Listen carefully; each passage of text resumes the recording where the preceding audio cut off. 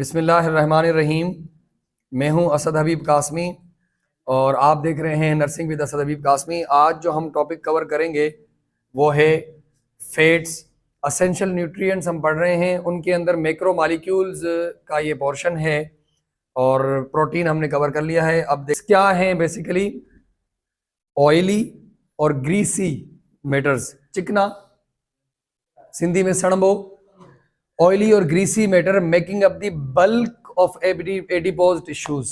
अब बल्क लफ्ज की मीनिंग है ज्यादा वाला, bulk. This is not bulk, this is minute, but this is bulk. समझ आई बात? तो बल्क ऑफ एडिपोज टिश्यूज, जो आपको एडिपोज टिश्यूज जो वाइट कलर का फेट, अगर आपने बकरों को अगर आपने देखा हुआ कटा हुआ तो उनका फेट जो निकलता है, this is the adipose tissues. ये हमारे बीनीथ द स्किन, स्किन के अंदर ऑर्गन्स के ऊपर ये लोकेटेड होता है कुदरत की तरफ से, वहां जाके स्टोर होता है। अगर ये हमारी ज़रूरत से ज़्यादा अगर हम लेंगे तो जमा होता है और इसीलिए फिर ओबेसिटी और ये सब चीज़ें पैदा होती हैं। तो major storage form of energy in the body. अब कंपेरेटिवली देखते हैं, मैंने गालिबन रखा नहीं है डिफ्रेंसिएशन। प्रोटीन स्ट्रक्चर बनाता है बॉडी का, ऑर्गन्स बने ही प्रोटीन के हुए हैं, ठीक है। और फैट फिर स्टोरेज फॉर्म ऑफ एनर्जी। रोजे रखते हैं ना हम, तो रोजों के दौरान भी हम बेहोश नहीं होते, हालांकि हम 13 घंटे 15 घंटे हम फास्टिंग पे रहते हैं। क्यों? वो जो storage form of energy adipose tissues की सूरत में हमारे बॉडी में बनी हुई है। एडिपोज टिश्यूज फैट के बने हुए हैं और ये बेसिकली मेडिकल टर्म है। तो वो हमें at the time of fasting, at the time of long marathon race, हम सफर में चले ही जा रहे हैं, this is the fat which burn at that time. समझ आ रही है बात?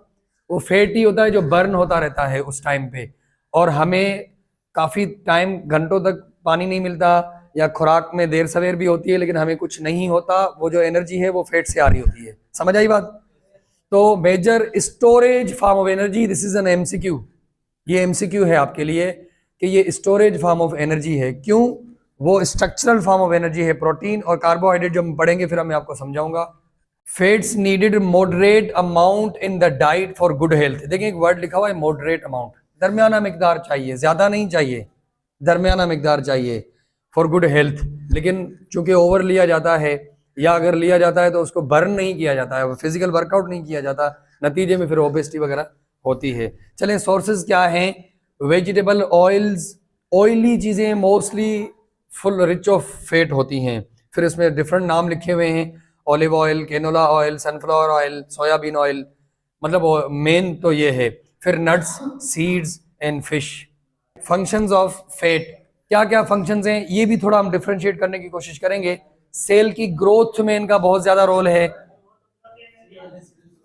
ठीक है। ब्लड क्लॉटिंग में इनका बहुत ज्यादा रोल है। अगेन दोनों, जरूरी नहीं है कि प्रोटीन का है तो फैट का नहीं हो सकता, दोनों का है। Lipoprotein, lipo means fat, protein. तो जो सेल की मेम्ब्रेन जो बनी हुई है वो लिपोप्रोटीन की है, तो दोनों है। अच्छा, building new cells, new cell build करने के हवाले से फैट की बहुत ज्यादा होती है। Reducing the risk of heart disease, heart disease को रिस्क को रिड्यूस करते हैं ये। अच्छा, डायबिटीज का टाइप 2 भी, उसको भी रिड्यूस करते हैं। मसल मूवमेंट में इनका रोल है। बैलेंस ब्लड शुगर को अगर बैलेंस करवाना है तो इनका रोल है। ब्रेन फंक्शनिंग में रोल है इनका। मिनरल एंड विटामिन की एब्जॉर्प्शन, अगर उनकी एब्जॉर्प्शन करवानी है तो फैट होना जरूरी है। हार्मोन्स प्रोडक्शन, असल में हार्मोन 3 किस्म के हैं जो मुझे अभी रिकॉल हो रहा है। एक है प्रोटीन से बने हुए, दूसरे हैं स्टीरॉइड से बने हुए, दीज आर फैटी, स्टीरॉइड वाले, और तीसरे भी हैं पेप्टाइड हार्मोन, प्रोटीन ही है। तीसरा मुझे इस वक्त जहन में नहीं है। चलें, हाँ, अमाइनो एसिड वाले, अमाइनो एसिड अलग भी, अमाइनो एसिड अलग भी। इम्यून फंक्शन, और इम्यून फंक्शन में भी फैट का बहुत ज्यादा रोल है। तो ये था आज का हमारा टॉपिक, होपफुली आपको अच्छे से